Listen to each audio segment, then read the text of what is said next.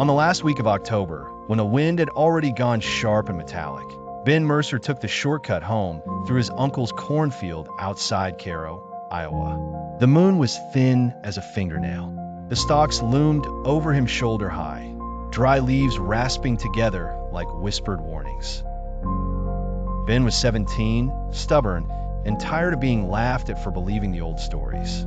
The farmers in town said there was a watcher in the field after dark, a figure that never walked, only appeared where no one had been a moment before. Old Mrs. Voss swore it was a lantern-lit ghost. Ben's uncle called it a coyote myth, told to scare children away from trespassing. Then Ben heard it, the rustle of corn with no wind behind it. He stopped. The sound stopped too. Between two rows, maybe 20 feet away, stood a man-shaped shadow, too still to be a scarecrow, too narrow to be one of the farmers. His face was hidden under a brimmed hat, but Ben felt with sudden certainty that he was being studied the way a bug is studied under glass. "Hello," Ben said, hating how small his voice sounded. The figure did not answer. A faint pulse of green light flickered under the stalks, as if buried wires were waking up beneath the soil. Ben remembered the broken thing his uncle had found years ago near the creek bed. A rusted metal disc with glass, still intact, stamped with a starburst symbol no one recognized. His uncle had thrown it in the barn and nailed the door shut. After that came the stories. The figure raised one hand, not a wave, a signal.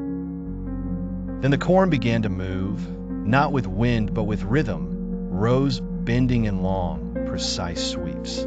Ben saw flashes inside the leaves, cold and blue, like the inside of a radio tube. A sound hummed up from the ground, low enough to feel in his ribs. The thing in the field was not just watching him, it was counting him. Ben ran. He burst from the corn onto the gravel road and did not stop until the lights of his house shone ahead. When he finally looked back, the field was dark and still. The next morning, his uncle was already in the barn, pale and sleepless. Ben found him staring at the nailed-shut door. "Don't open it," his uncle said. But the nails were bent outward, as if something inside had pressed them from the other side. The door swung open on its own. Inside sat the rusted disc, clean now, polished bright as a new coin. A tiny green light blinked in its center. On the dirt floor beneath, there were muddy footprints. Not one pair, dozens. They circled the barn in silence, leading back out toward the cornfield, where the stalks were already swaying though the day was dead calm.